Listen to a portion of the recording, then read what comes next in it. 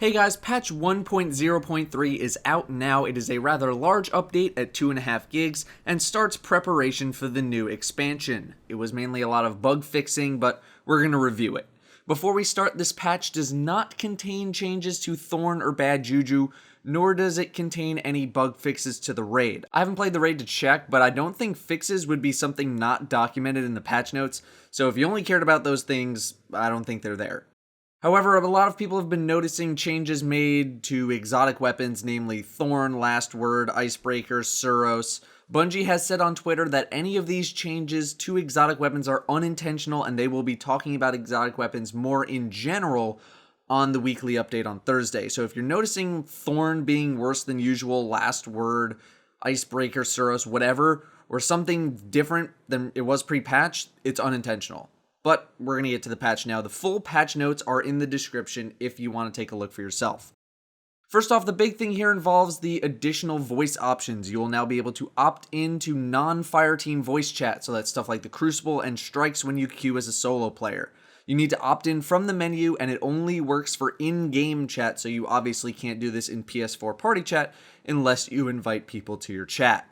To switch between regular Fireteam chat and Strike party chat, bring up your Ghost and hit right on the D-pad for Strike and Crucible party, and left for regular Fireteam chat. I know a lot of people wanted this for a while. I thought Crucible voice options were a mandatory thing from the get-go, but, better late than never. Next up, we have classes, which are all pretty much bug fixes involving melee attacking. I know it's a little bit wonky, so it should hopefully be fixed now, and Warlocks should no longer get Titan materials from Warlock bonds, so that's good. Next up, weapons. The big thing here is that explosive rounds do not shake your camera as much anymore. If you ever died to someone using Fatebringer, for example, and you were wondering why your screen was shaking so much, it was because of explosive rounds. Beyond that, Clown Cartridge should no longer appear in shotguns, and the Headseeker bonus should now always work.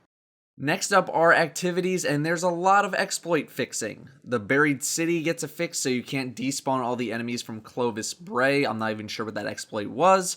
An exploit spot in Winter's Run during the Axor fight was fixed. I assume that's the under the platform position, so I hope you did your solo Nightfall already. And a big thing here is that difficulty will scale less for people in 3-player parties. So if you're in a 3-person fire team now, strikes should be a little less deadly.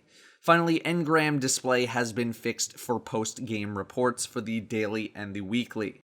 The other big part of the patch is the prep for the new Iron Banner. So that's coming out on the 18th. So very, very soon, if not already. In order to get into Iron Banner, you must be level 20. And if you're below level 20, you can only get into the Iron Banner if you group up with players above level 20. Lord Saladin now has 5 reputation ranks increased from 3, and there are new features like the Tempered buff and Reforging added.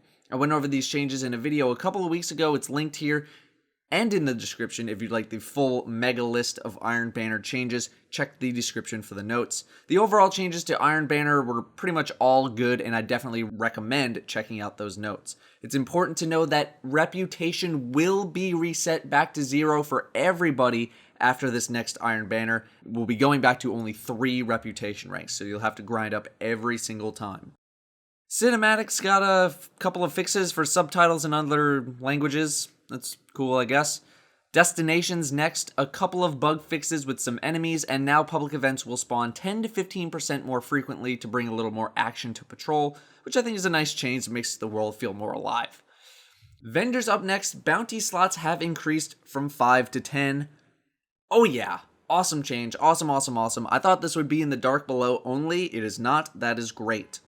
Ava Levante actually sells more shaders now, that's good. Shader and emblem previews are now a thing on vendor and inventory screens. You can check what a shader or emblem will look like on you before you buy it. Very, very good. A lot of bug fixes as well. Mark and reputation icons, strange coins, and motes of light being properly looted to the postmaster, and a few more minor things. PvP has a lot of fixes. Revive exploits, so you can't get easy points anymore. That's gone. Join in progress has been adjusted to minimize super unbalanced teams for long periods of time, and now if you're in a group, you're much more likely to be matched up against another group. Some medal fixes as well, namely Mark of the Unbroken, the medal where you complete a game without dying, no longer has a minimum player count. PvP maps pretty much all got the same note, implemented multiple fixes to stop players from getting into advantageous positions on nearly all maps. Good fixes, although I'm not too familiar with many of the exploits myself. Bigger changes, Blind Watch has had flag capture points for control adjusted so that the map isn't as imbalanced anymore. Praise the Traveler, thank the Lord, finally. This map was unbalanced as hell, it needed those changes. The HUD got some fixes, mainly that the icons for your grenade and melee are now more visible. They're much more blue when compared to the turquoise that it was before. The rest of the patch notes, the orbit, menus, audio, technical, all those things in the list were just bug fixes, just tons and tons of bug fixes. Not too many of them affect you guys in any way, except for a few things that I've put on the screen, but even then it barely affects people. The full patch notes, like I said, are listed in the description if you want to check everything. Undocumented changes include Acolophage Symbiote has been retextured, Sunbreakers have a new icon, no more plus sign telling you that you have an upgrade available when you're pulling items from the vault, thank the Traveler. Icebreaker Explosion is actually visible and actually does something now, although that does not change my opinion on the weapon at all. Any glitched dead ghosts that you couldn't get before should be able to get gotten. Firefly bonus actually works now, and a ton of others that are being updated in a Reddit thread that is linked in the description. Thanks to the user TheStrict9 for maintaining the post, and he's actually a Twitch subscriber of mine. Shout out, dude. Good work. Further additions and data mining information can be found in the description. The guys over at DestinyDB.com have a link being updated throughout the day and night with new possible additions to the game coming in the expansion and beyond. However, it should be noted that none of the information in the Destiny DB link is absolutely 100% guaranteed to be added to the game. It's just all data mined stuff, so it could be there, it couldn't be there. Overall, nothing to not like. They're fixing bugs, they're prepping for the Dark Below, all is good. I really would have liked to see raid fixes though. Like I said, I haven't done the raid yet, so I don't think the raid bug and exploit fixes would go undocumented in the patch notes, but other than that, no real complaints.